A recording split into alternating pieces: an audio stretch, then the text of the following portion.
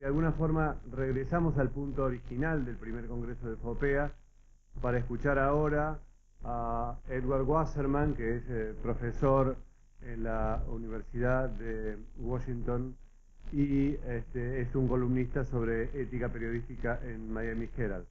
Como ya dijo Andrés, los comentarios sobre la conferencia de Ed van a estar a cargo de Miguel Pinaschi, secretario de redacción de Clarín, y Carlos Roberts, prosecretario general de redacción de La Nación. Yo ahorro tiempo para tratar de recuperar lo que venimos perdiendo por el comienzo un poco más tarde de la mañana. Ed,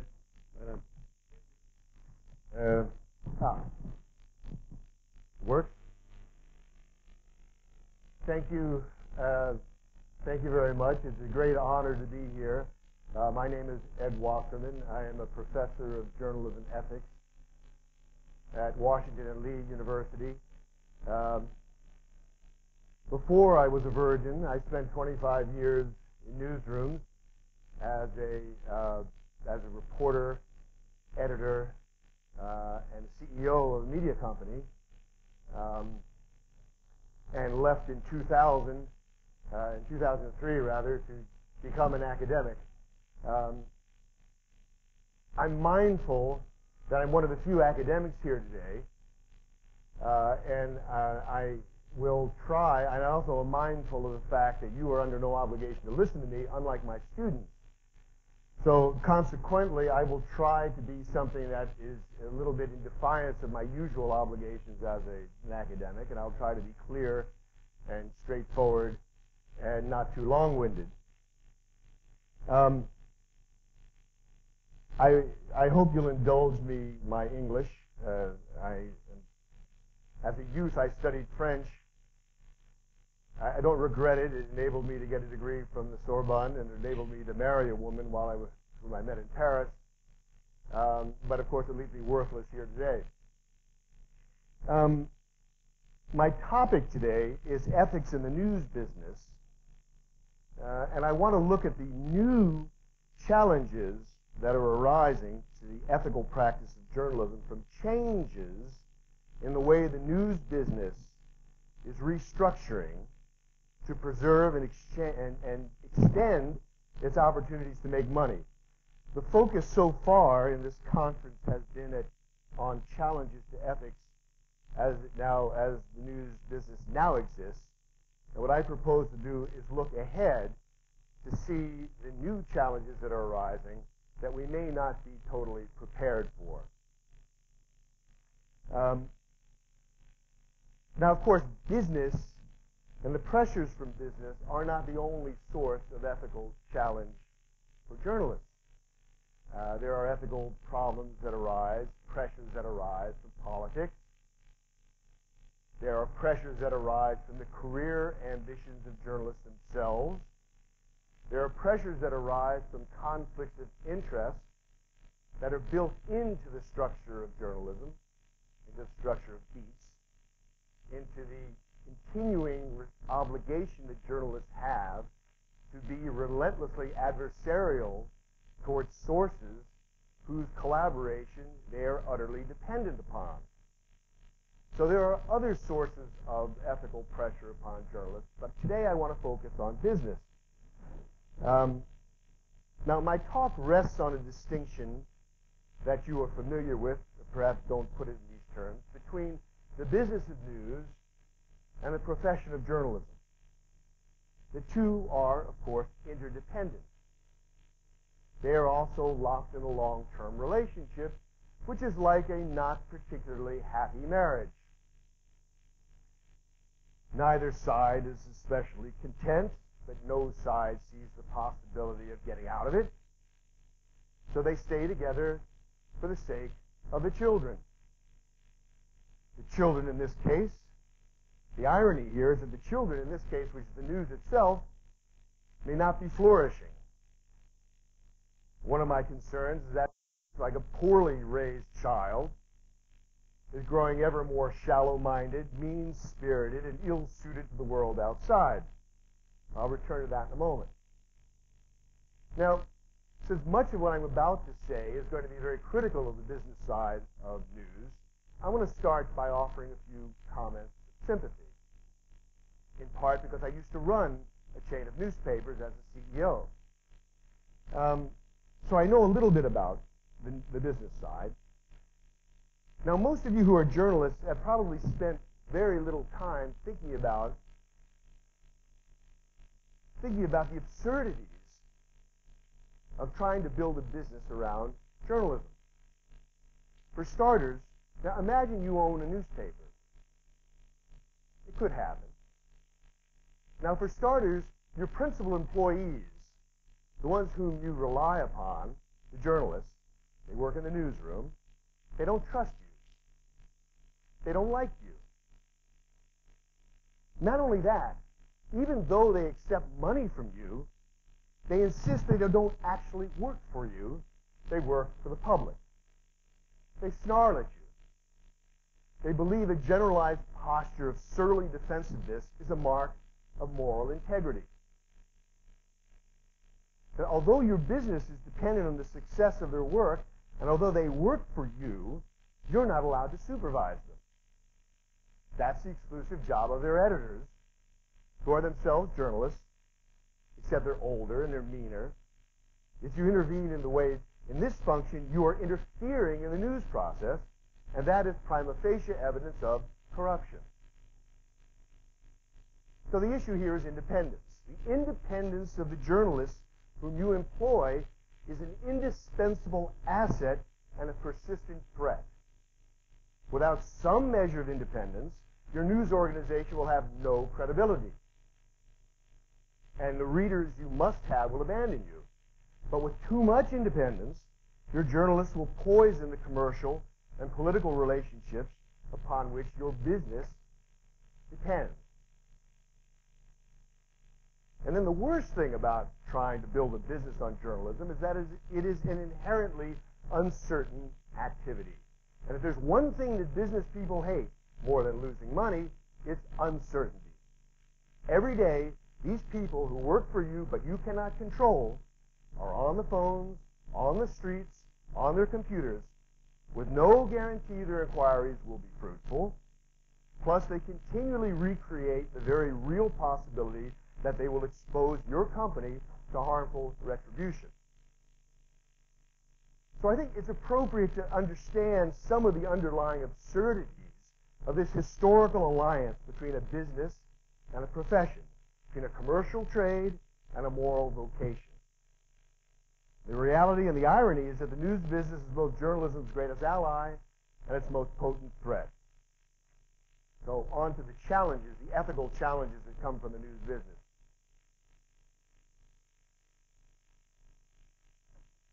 Now, the traditional source of commercial corruption on news derives from the fact that, as the British writer G.K. Chesterton wrote a century ago, a journalist is somebody who writes on the back of advertisements. The business model of ad-supported journalism is that the news draws the crowd and the marketer, so the marketer can make his pitch. And the marketer is always persistent in trying to influence the pitch and to try to transform the news into a vehicle for sales or image enhancement. In the bad old days, journalistic corruption took predictable forms. Chief among them, number one, journalists could be bribed to write things favorable to commercial or political patrons. Number two, newspapers could be encouraged with advertising contracts or threatened with the loss of advertising contracts to publish things favorable to commercial or political patrons. Naturally, there were variations. One as popular in my country is known as the deferred bribe. Lucrative jobs are available to journalists after they leave the newsroom and enter the world of public relations or consultancy, not typically universities, if they've developed the proper reputation and network of admirers, usually among the institutions they're covering. So they're not bribed directly, but it's understood that if they play along while they're journalists, there'll be a pot of gold at the end of the rainbow, and they'll have a nice retirement when they leave the newsroom and actually get paid a living wage. Another common variation is allowing the overall promise of a whole new class of advertising to induce the news organization to create sections packed with coverage that the advertisers believe constitutes the right environment for their ads. This is a subtle kind of corruption. It's subtle because the stories themselves can be perfectly honest pieces of journalism. But the topics they cover are selected solely because of advertiser influence. In the 1990s, in my country, you saw huge numbers of newspapers creating special sections around high tech. The technology bubble was essentially nurtured and fostered and made, monetized by the daily press, the Wall Street Journal, an eminent publication, a wonderful publication, created a huge news section with very good journalism, which essentially legitimated and gave a seriousness to the tech bubble and made it the kind of thing that drew enormous billions of dollars of that investment money. The point is, even though the stories themselves were reasonably honest, the entire hysteria, the entire enthusiasm for this coming bonanza, investment bonanza, was something that the newspaper stood positioned to make a great deal of money for. The point is that in this model of corruption, the advertiser doesn't dictate what the journalist writes, but the advertiser dictates what the journalist writes about. And that's all they want. But now all this was yesterday's corruption. Today, things are changing. And I want to look now at the particular challenges to ethical journalism derived from these changes in the way the business of news is being conducted.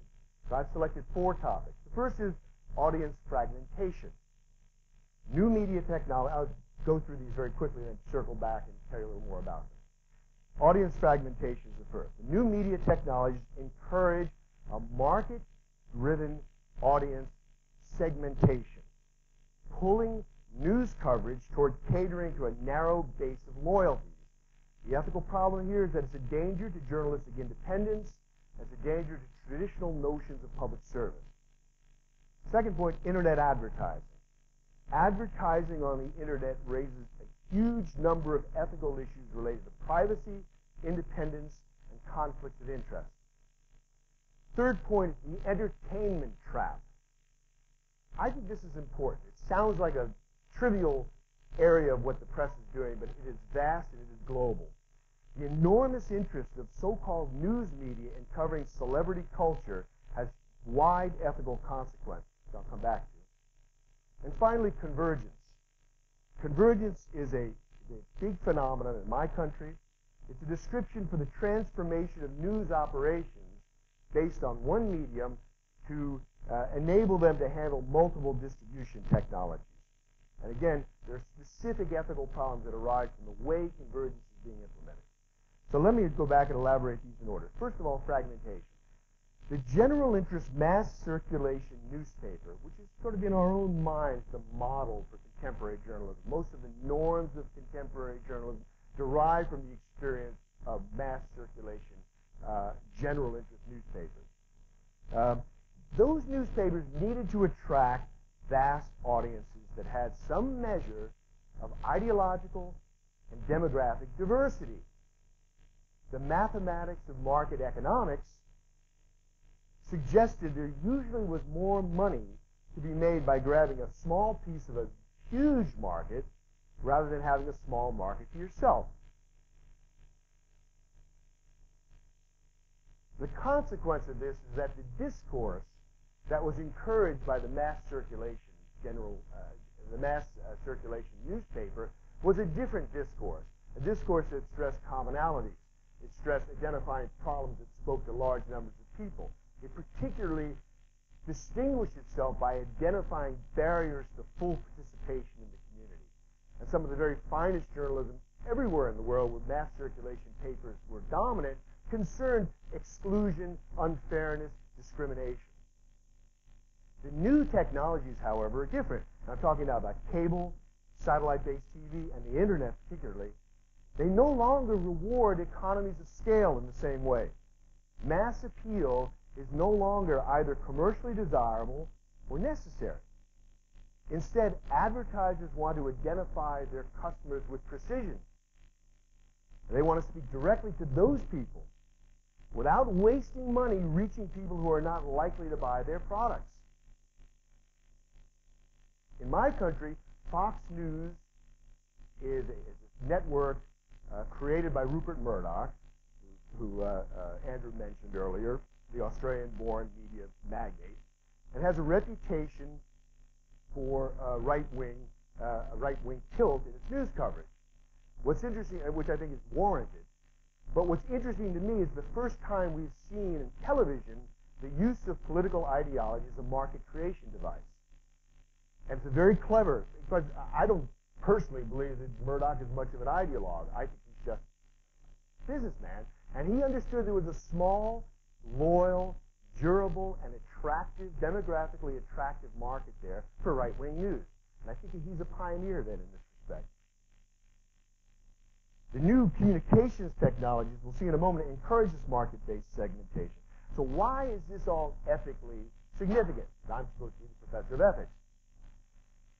The question is, what is the role of journalism in an economic environment where news and commentary are used not to unify publics around common concerns, but to sort out, to segment, to separate, and target people in all their particularities?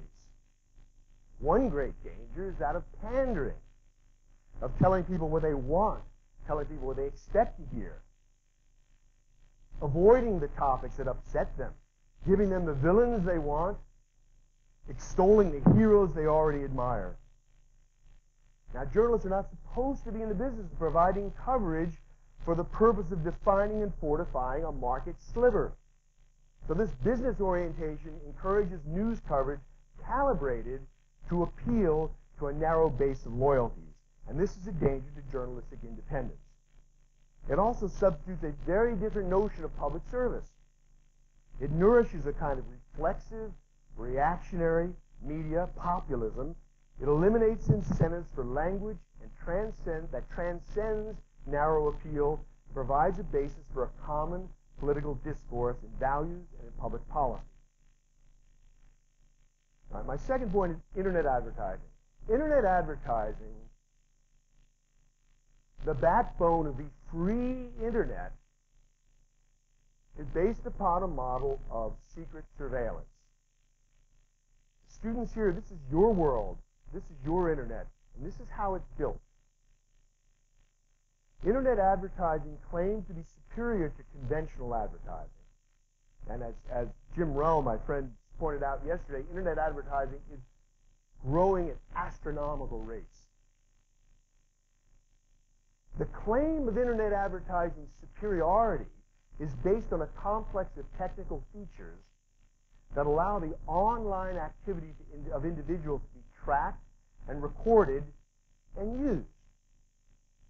Therefore, the interests of customers can be identified and targeted with great precision.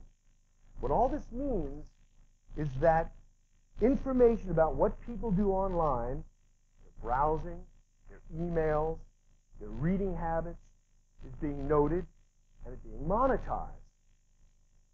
You read an online article about springtime in Paris. You email your friends, maybe I'll go to France finally this year. Next thing you know, you have a pop-up ad on when you log on to the computer, there'll be a pop-up ad that comes on telling you about side trips as long as you're in Paris. Maybe you'd like to go to Chartres.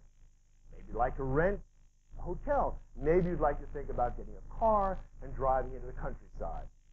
How do they know? They know because all of this is the Internet model of advertising. It's getting worse. In my country, it's getting worse because the online advertising companies are setting up alliances with data collection companies offline, the companies that record postal information, property tax records, information about what you own, information about what you pay, all the kind of information that's publicly available in our country. Compiling that into a database that then links to the information about what you're doing online. And they make money from this because the rates that are paid for the advertising that appears online can be much higher because you are When I'm sending you an ad, I have a reasonable expectation that you're predisposed to be interested in what I'm selling. That's internet advertising.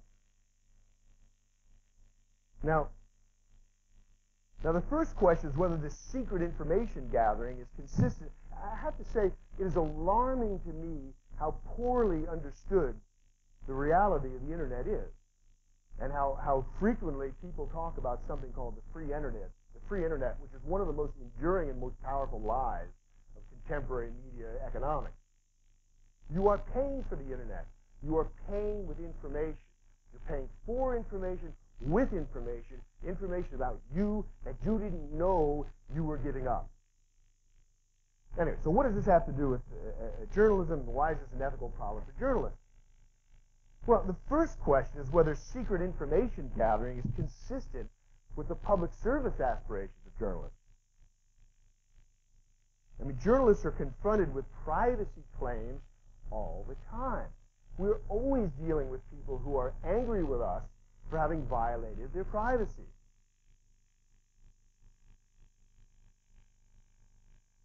People always claim certain information is personal, or information of the company is proprietary, or it's a secret of state. Whatever, the news is good, somebody's trying to keep you from publishing it, and they usually use the word privacy.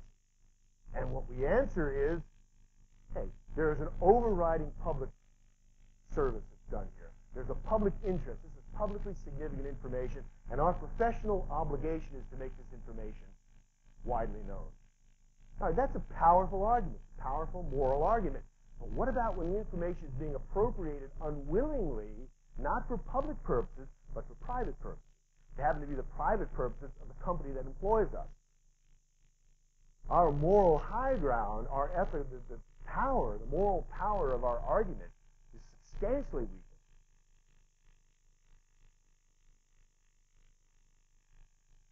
The second question is whether surveillance-based advertising leads to new incentives to put a monetary value on particular news content. Does it have the potential to distort news judgment within news organizations? Now, I think this is inevitable. Hasn't happened yet. Because news organizations are going to be able to measure clicks on stories. They're going to be able to calibrate with great precision exactly what topics command what kind of readership. Not only that, they're going to be able to take it a second order of analysis and find out whether the people interested in a particular topic are the kind of people interested who our advertisers are interested in. In other words, the entire value, monetary value of particular kinds of coverage will be known to newspaper organizations. They're not there yet, but they're extremely close. And the smartest people out there, the smartest people in the world, are spending a lot of energy trying to figure out just how to crack this nut. And that's where it's going. So what happens then? What happens then when you monetize content with such specificity? When you really know which stories pay, which stories have an audience, and which stories command an audience that our advertisers want to reach and are willing to pay for. And my suggestion is that it introduces a level of commercial corruption into the news process that is unprecedented. It's a quantum leap ahead of the dedicated sections that newspapers created to attract a class of advertisers. And ethically, for journalists, this is a huge conflict of interest because you have undisclosed loyalties to off-screen advertisers getting in the way of your principal obligation, which is to serve the public. And you're not telling the public that. It's another agenda that's being satisfied, strings being pulled off camera. That's a conflict of interest. The entertainment trap, my third point. Celebrities, particularly in show business and in some countries royalty, they're figures in a civic religion, colorful, photogenic. Now, I don't know how to account for the extraordinary vitality of celebrity culture, but I'm very much worried by the boundless enthusiasm with which coverage of stars and other people who are rich and glamorous has been embraced by the news business. This is a big deal. You may not read this, but most of the people out there do. The paradox is that while the media business encourages a fragmentation of political discourse, it seems to foster a reunification of cultural attention around celebrities. They become a common denominator of popular discourse. Now, why is this ethically significant? Well, first and foremost, celebrities are not value neutral. First and most obviously, the worship of celebrities is based upon values that are transparently questionable. Crass materialism, extreme social inequalities, sexism, misogyny, an obsession with appearance and opulence. Adoring celebrities necessarily means endorsing these values, which should be scrutinized and challenged, not ratified, as if they were a harmless amusement. As a matter of professional ethics, celebrity coverage pulls news resources away from a duty to concentrate journalistic energies on matters of genuine public significance. Journalists really do have better things to do. Now, finally to convergence. Newspaper and broadcast owners are desperate to extend their franchises onto the internet, to stake their flags in cyberspace and make a competitive claim amid this larger rush to colonize the new world. They must, and they should. But so far, an important result of this strategic push, at least in my country, has been a feverish emphasis on breaking news, updated frantically, frequently, throughout the news day. Reporters come back from a news event, they file immediately for the website, they provide new versions before filing a version for the print editions. First of all, this degrades the working environment for journalists. It also leads to ask, what standards govern this work? When is a story complete enough, fair enough to publish? And if the answer is that the internet allows work to be updated and corrected later, are we now in the business of publishing before we edit? And does this emphasis on speed also mean that decision-making is pushed downward in the organizational hierarchy, something we might applaud as a sign of democratization of newsrooms? But in this instance, what it really means is that individual reporters will take the blame for bad decisions that they never would have made if they'd been given enough time to reflect and report adequately.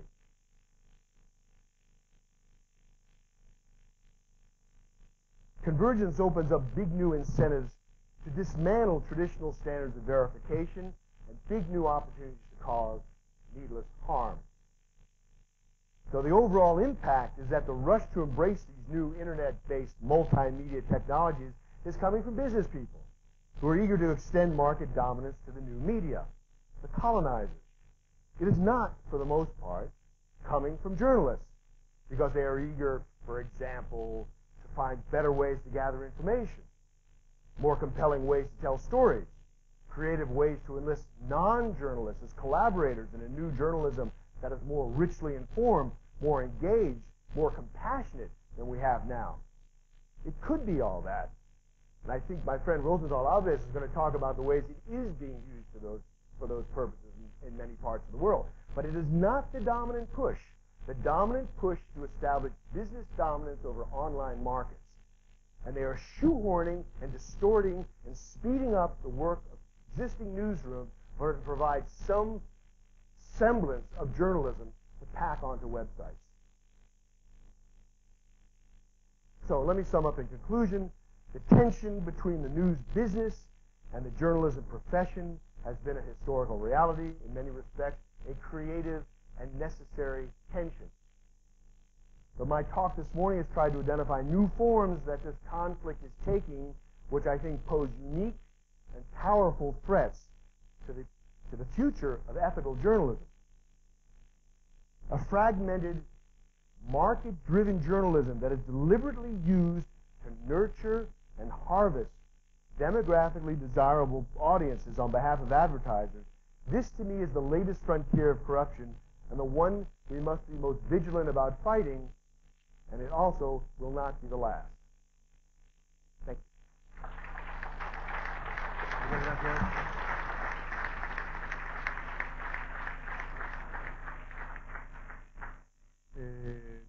escuchar los comentarios ahora de Miguel y de Carlos y después vamos a tener una ronda de preguntas de ustedes.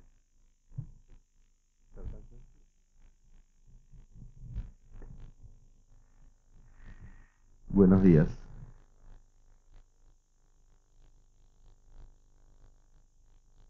Hay mucho para comentar y hay poco para comentar después de una exposición tan minuciosa y precisa y esclarecedora respecto de las tensiones entre los negocios y la actividad periodística.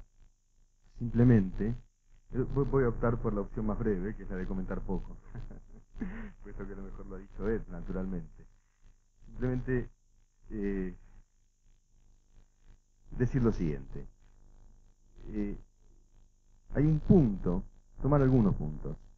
Un punto central, me pareció, entre otros, voy a elegir este punto central, que es el de la conocida ley de la long tail, es decir, la fragmentación de las audiencias, la opción empresaria por encontrar mercados más chicos, pero que sumados generan un mercado más grande y rentable, y que por lo tanto producen una suerte de tentación por el populismo, según se desprende de la conferencia, es decir, por un lenguaje común, por un achatamiento del nivel, por una concesión a esas pequeñas audiencias concebidas más bien como consumidores de noticias que como ciudadanos, según la clásica distinción. Efectivamente, ese populismo, lo que yo denomino esa noticia deseada, atraviesa, me parece, todo el periodismo y es uno de las tentaciones en las que caemos los periodistas, aun cuando solemos criticar fervientemente a los políticos por hacer lo que sus electores, por decir lo que sus electores pretenden. Nosotros decimos lo que nuestros lectores pretenden. Es el mismo clientelismo bajo otra forma. Punto 1, el populismo. La paradoja estuvo muy bien planteada la conferencia porque efectivamente se trata de una tensión y de una paradoja. Nosotros los periodistas vivimos de los negocios de las empresas. ¿No? Hay periodismo porque hay empresas, esto es absolutamente conflictivo y difícil de enunciar. Pero a la inversa de ese apotegma que afirma que no existe libertad de prensa sino libertad de empresa, uno podría afirmar, observando la realidad, que solamente hay libertad de prensa, a pequeña escala si se quiere, cuando hay libertad de empresa. Es decir, cuando hay empresas con espalda suficiente para no sucumbir a las presiones de los gobiernos, por ejemplo. Allí donde no hay libertad de empresa, en realidad no hay libertad de prensa. Y esta es una tensión también complejísima. Y finalmente, porque no quiero abrumar, simplemente disparo algunas cuestiones, la cuestión de la convergencia. Que aquí, yo no sé si efectivamente Internet trae la tentación o conlleva el pecado original de dejar de lado de alguna manera el periodismo, embebido como está efectivamente en la búsqueda de información secreta de los consumidores y en la voluntad, yo diría, acelerada de los periodistas por enunciar rápidamente lo que ocurre con poco contenido. Esa convergencia genera en el medio del negocio periodístico la posibilidad de una participación mayor del público a través de los blogs con B corta, es decir, de los videos en Internet, que han ampliado la posibilidad de testimoniar no solamente ya a las empresas mismas, sino a los lectores, a las audiencias, han ampliado la posibilidad de desde diversos ángulos, que es aquello que está aconteciendo. De tal manera que la convergencia efectivamente es una restricción y es también una enorme posibilidad, me parece, para hacer de los medios, para vivir en los medios una revolución y una revolución que probablemente integre más a la ciudadanía y la excluya menos de lo excluida que está hoy. Gracias.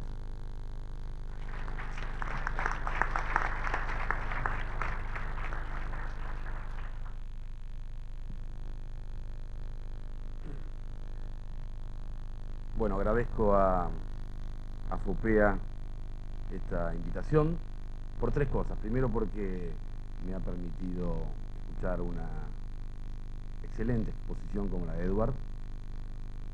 Segundo, porque la verdad que venir un sábado a la mañana y ver tanta gente joven participando de un seminario de esta naturaleza alienta mucho. Y el tercer motivo de agradecimiento es que los sábados son mis francos y no saben con qué ilusión me desperté hoy a la mañana a las 7 para venir a esta mesa redonda. Pero está totalmente pagado ese esfuerzo con la exposición de Edward. Bueno, a mí, así como Miguel eligió un punto, yo elijo otro también de la exposición de Edward, que me pareció particularmente interesante esto del matrimonio entre empresas y periodistas. Y escuchándolo dije, es un matrimonio muy parecido al mío, porque es un matrimonio totalmente desparejo. En casa está clarísimo quién manda, que es mi mujer. Y en el matrimonio entre empresas periodísticas y periodistas está bastante claro también quién manda, está bastante claro. Yo creo que en este matrimonio entre empresas y periodistas se me ocurre que así, digo, es un tema más que teórico, absolutamente fáctico. Me parece que por la fortaleza de las empresas periodísticas, que es absolutamente superior a la fortaleza de los periodistas, sobre todo en mercados como el nuestro, donde no hay sociedades redactores, donde no elegimos a nuestras autoridades, la impronta de la empresa es muy fuerte. Y entonces, mirando el panorama de los distintos matrimonios que hay en un mercado periodístico, yo lo que digo es que lo que se ve de afuera, y de adentro también, es que así es la empresa éticamente, así son sus periodistas, en general, y por supuesto hay excepciones. ¿Qué es lo que quiero decir? Que cuando yo veo que hay una empresa que tiene una finalidad, un objetivo claro, a ver, todas las empresas quieren ganar dinero y me parece muy bien, porque sus accionistas quieren ganar dinero, está bien, y entre otras cosas porque si no, los periodistas que trabajamos allí no cobraríamos nuestros sueldos, así que nos parece muy bien que a las empresas les vaya bien. Pero, ¿cuál es el objetivo de esa empresa? En ese matrimonio, miramos a la empresa, ¿qué objetivo tiene? Ganar dinero, ¿a qué costo? ¿Qué punto, cuán importante es en la realidad de todos los días de esa empresa el ganar dinero? ¿Es un elemento definitivo? ¿Es el único elemento que se tiene en cuenta? Yo escribía algunas preguntas. ¿Qué se propone esa empresa? Miremos los diarios que tenemos. Cada uno mire el diario que lee o el diario que más conoce. Cuando está parado frente a Página, Clarín, a La Nación, ¿qué dice? Este diario, sí, se propone ganar dinero, pero además que es un diario ideológico, es un diario absolutamente comercial, es un diario que además de tener fines comerciales, es un diario que le importa la credibilidad o le importa poco la credibilidad y en realidad lo que le importa es exclusivamente ganar dinero. ¿Cuál es la impronta de ese diario? ¿Cuál es la cultura de esa empresa periodística? ¿Cuánto le importa a la audiencia? La audiencia en tanto, los lectores, en el caso de diario, en cuanto a sujeto de un derecho que es el derecho a estar informados, el derecho a tener información. ¿Cuánto se deja presionar esa empresa? Por los gobiernos, por las corporaciones, por instituciones, por una ideología. ¿Cuánto presiona esa empresa? Insisto, estoy poniendo el ojo mucho en la empresa porque me parece que así son las empresas, así son, o se le parecen bastante los periodistas que trabajan en esas empresas. ¿Qué es esa empresa? ¿Es realmente una empresa periodística? ¿Es una empresa de lobby? ¿Es un medio? ¿Es más medio que lobby? ¿O es más lobby que medio? ¿Cuán limpias tiene las manos esa empresa? ¿Tiene pecados que la condicionan? ¿Tiene causas en la justicia? ¿Debe muchos favores? ¿Debe muchos dineros? ¿Le han dado algo? ¿Ha presionado para sacar alguna ley, alguna norma? Bueno, ¿cuántas cosas estaría dispuesta esa empresa a sacrificar? Bueno, y finalmente, un último aspecto es que ahora hay un nuevo matrimonio, no sé cómo será en el mercado norteamericano, pero en la Argentina hay un nuevo matrimonio o una nueva realidad, que es que los periodistas, ya no solamente están las empresas y los periodistas que trabajan en ellas, sino que hay una nueva categoría, una nueva raza, que son las 4P, periodistas pyme para prosperar. Periodistas pyme, ¿qué son estos tipos? Son tipos que trabajan en un diario o en una radio. A ver, vamos a poner un periodista que trabaja en un diario, que generalmente son los más buscados, y además tiene un programa de radio, y además las empresas le pagan un programa en los cables, y además tiene un servicio online que es un servicio informativo que se distribuye por allí y se cobra muy bien, y además los contratan las empresas para hacer los media training, y además los contratan las empresas para unos desayunos que se hacen cada tanto. Entonces las empresas invitan a sus directivos o a sus clientes, y va un periodista presuntamente informado a contarles sus cosas. Es decir, que ya cada vez más no es solamente la empresa y el periodista, sino que los periodistas ya empiezan a ser una empresa, y esto conlleva unos riesgos terribles, tremendos. Así que me parece muy interesante, me ha parecido interesantísima la exposición de Ed, poner mucho énfasis en que hay que en ese matrimonio, que de ese matrimonio hay unos hijos que son las noticias, y que cada vez más así serán los hijos. Yo creo que si ese es un matrimonio bien avenido, con razonable convivencia, así serán sus noticias. Y si no, en el caso contrario, como diría Pablo Sirven, periodista del diario, más que un cuarto poder, seremos un poder de cuarta. Muchas gracias.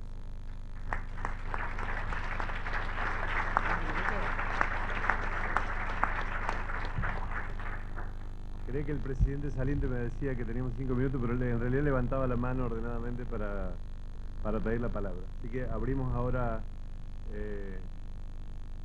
la ronda de preguntas con Daniel. Hola, sí, está prendido. No, hablando de este matrimonio de la tensión entre las empresas y los periodistas, en Estados Unidos existen códigos de conducta empresarias, donde, por ejemplo, las empresas se comprometen a respetar la pared que tiene que dividir la información de la opinión y la pared que tiene que dividir la información de la publicidad. En Argentina no existen esos códigos de conducta en las empresas, excepto algunas raras excepciones. Pero la pregunta es si en Estados Unidos funcionan, realmente los dueños no se meten en el manejo de las noticias, no se meten en el manejo de las redacciones.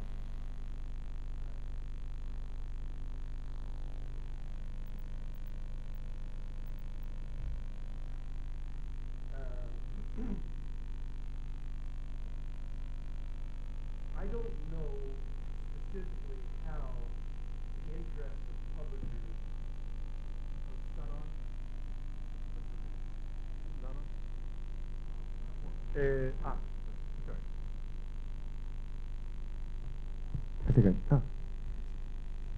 That's an excellent question.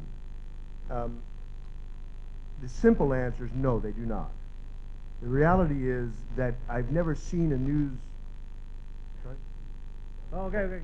I've never talked to a journalist who was unaware of the positions taken by the ownership of their newspaper on matters of importance. So somehow, news organizations, possibly because they're composed of journalists who are acutely sensitive and who listen very well and pick up cues and pick up indications, somehow news organizations are full of people who know very well what publishers' likes and dislikes are, what their whipping boys are, what their sacred cows are, without direct intervention by the publisher, which for the most part is considered to be a breach of a holy wall that exists between church and state. So my answer to you is, no, they do not intervene directly in newsrooms, and yes, they are able to make their wishes known. Y con diversas presentaciones, entonces me parece que una reflexión mía, y quiero saber qué piensan ustedes, es si como cierta honestidad el medio debería proponerse que esto quede en claro, que el lector sepa cuándo se está ofreciendo contenido adicional y cuándo se está ofreciendo publicidad. ¿Para quién es la pregunta? ¿Para él?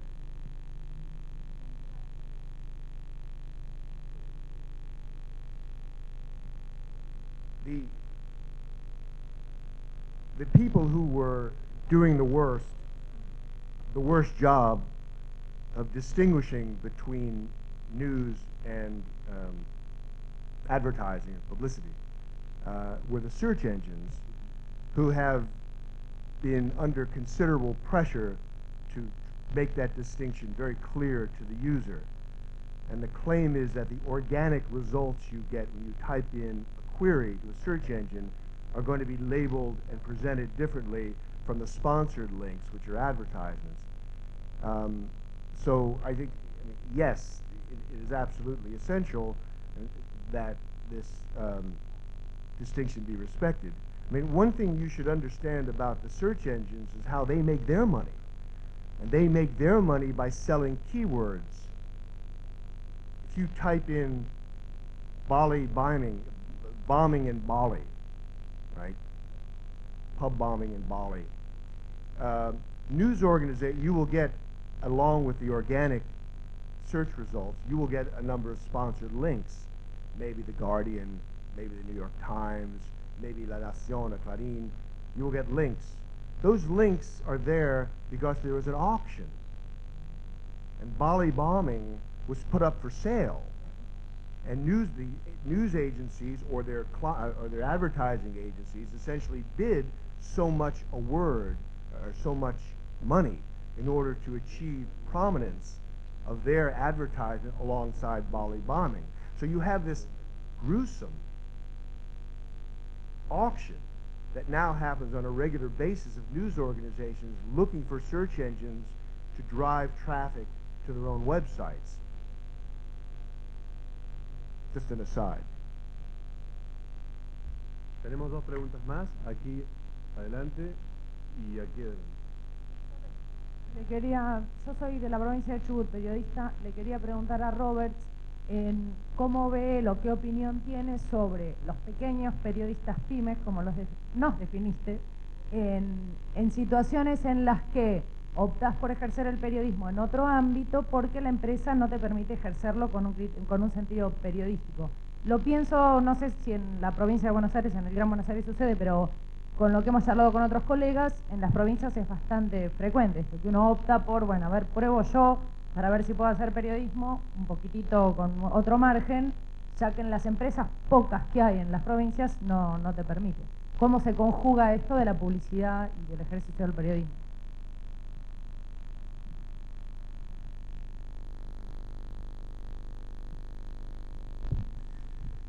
Sí, en países como los nuestros uno a veces no hace lo que se debe, sino lo que puede, ¿no?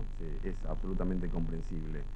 Cuando yo hablo y vos me estás hablando de gente que en el interior de nuestro país se las arregla como puede fuera de las empresas, y no tengo absolutamente nada que objetar. A veces lo que pasa es que uno cambia de profesión, digamos, pasa a ser un empresario más que un periodista, digamos, en cuanto a la búsqueda de la verdad y todo, y bueno, que se puede entender, digamos, por el contexto en el que uno trabaja. En realidad, cuando hago la distinción que estas 4P, estos periodistas pyme para prosperar, digamos, en realidad no son tipos que están en el interior y que están haciendo lo que pueden, sino que hoy en día son poderosísimos, y que tienen a la información como una mercancía y la usan muy bien. Entonces ya no hay ninguna barrera, no hay ninguna frontera, han atravesado todas las fronteras y están recibiendo plata de empresas del sector que ellos cubren, Y entonces ya no tienen independencia alguna, ya no tienen como objetivo la búsqueda de la verdad, sino lo que tienen es un objetivo, como empresas que se han convertido, esos, en pymes, su objetivo, su razón social ha cambiado totalmente, bueno, y están en otro negocio, es decir, en realidad están en ese negocio, están en el negocio. Así que la situación que vos me planteás la puedo entender perfectamente bien, me parece razonable, y siempre teniendo en cuenta que apenas uno, digamos, se sienta más ilusionado haciendo periodismo que eso, y mientras pueda, adelante. Aquí adelante. Sí, lo que pasa es que yo tengo más tiempo, pido disculpas. Había tomado primero a él y lo tengo a John preguntando también. Y son las últimas dos preguntas al precio de una, porque me habilitaron una y voy a hacerlo. Bueno, Julio Torreitar de Agencia Nova. Y quería preguntarle a Edward, pero antes me quedo un poco con lo que decía Robert de las 4P. Soy uno de los pocos privilegiados que trabaja en el interior, que puedo trabajar en periodismo, ¿no? Haciendo periodismo, que es lo que me gusta. Yo digo, las 4P son una consecuencia también de algo.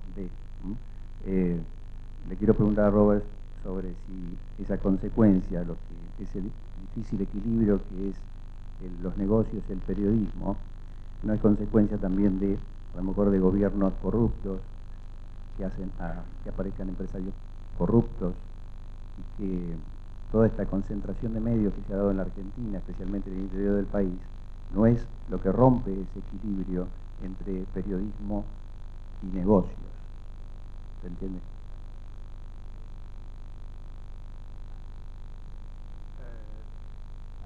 I think so. You're asking whether it's governmental corruption that creates media corruption? Si esa permisividad del gobierno de concentración de medios de comunicación que se convierten en empresas comerciales de periodismo, ¿no hace también que el periodismo corra el riesgo del desequilibrio de negocios y periodismo?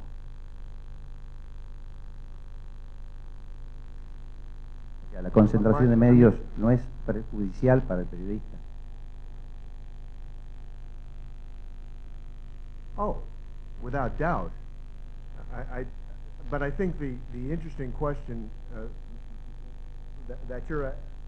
what you're asking really is a question of a larger sociology, and what is the relation between the state and business. My own background, my own studies, my own perspective is to see government as an enabler and a facilitator of business, and to create conditions to enable capital to make a lot of money.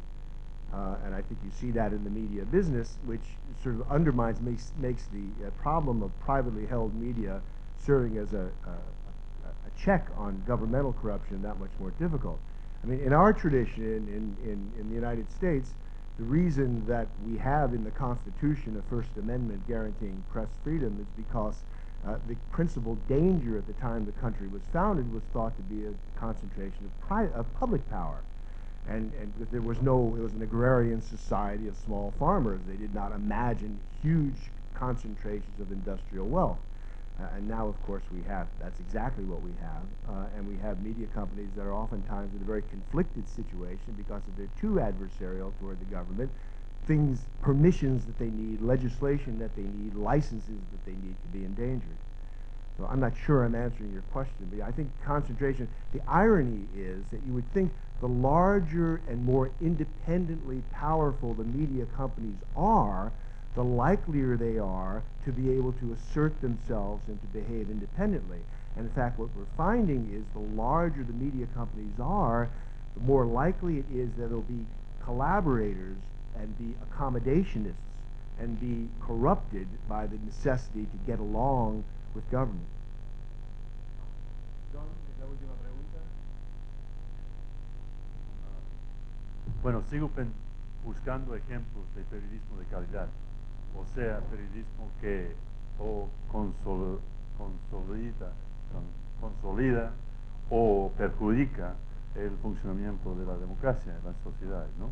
Entonces veo en las exposiciones dos posibilidades. uno negativo y otro positivo. Primero, nos fascina, parece, por las preguntas, el concepto de los 4P. Y yo también. Y te pido, Roberto, Raimundo, si nos puede dar un ejemplo con nombre y con las calidades o actividades de un ejemplo de un periodista de los 4P. Buen día, muchas gracias. Como ejemplo supuestamente negativo para periodismo de calidad. Y el ejemplo positivo sería una posibilidad que vislumbro en las nuevas tecnologías para la presentación de las noticias. Me ha molestado siempre la manera de presentar las noticias políticas, especialmente, bueno, en mi país también, pero en América Latina, que normalmente las noticias políticas son para la clase política. No está dirigido al pueblo mismo, a la gente que vota. Se me ocurre que con las nuevas tecnologías abre la posibilidad de que la noticia política para los políticos se da en un sitio y las noticias políticas para el público se da en otro. O sea que periodistas finalmente van a escribir un poco para el público cuando hablan de política. Entonces me pregunto si hay ejemplos o posibilidades en ese sentido.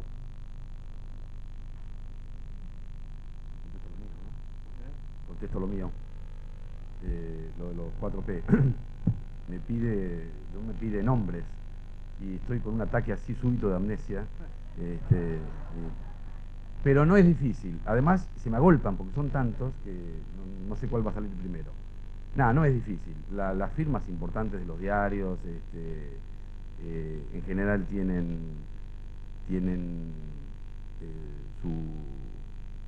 sus programas de radio, de televisión y todo esto que decía de servicios para las empresas y eso. Cada vez es más habitual. Me parece que estamos en una línea peligrosa en ese sentido, muy peligrosa. El otro día hace unos meses estaba en Miami y me decían que allá estaba pasando una cosa parecida, mal de muchos, consuelo de tontos, pero a mí me parece terrible, me parece que no es una forma de ejercer el periodismo, que es absolutamente redituable, está clarísimo, es impresionante, pero me parece que plantea unos problemas éticos definitivos y que es muy difícil. Eso no es periodismo, eso es otra cosa. Pero no voy a dar nombres, pero creo que están en la cabeza de todos, ¿no? Después tomamos un café.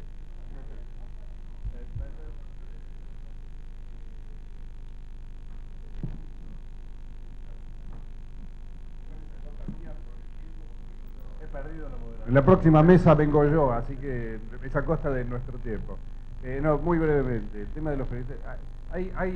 No sé si les va a parecer así, Carlos, pero hay distintos tipos de periodistas de 4P también, ¿no? Está 4P está PC, ¿no? Que es el periodista corrupto. Porque no todos los periodistas de 4P son corruptos, tenés distintas graduaciones. Pero de todos modos, acá no se trata de un problema moral, se trata de ver cómo se reencausa este sistema desmadrado. ¿Y quién tiene la llave para reencauzarlo? Bueno, acá ustedes tienen una pata que son los anunciantes, los que les dan plata a esos periodistas, que ayer Morales Solá decía, Morales Solá tiene, por ejemplo, su propio programa, y él decía, la solución es no tratar directamente, no hablar de dinero. Esta es la solución. Sin embargo, esto evidentemente no resuelve el problema.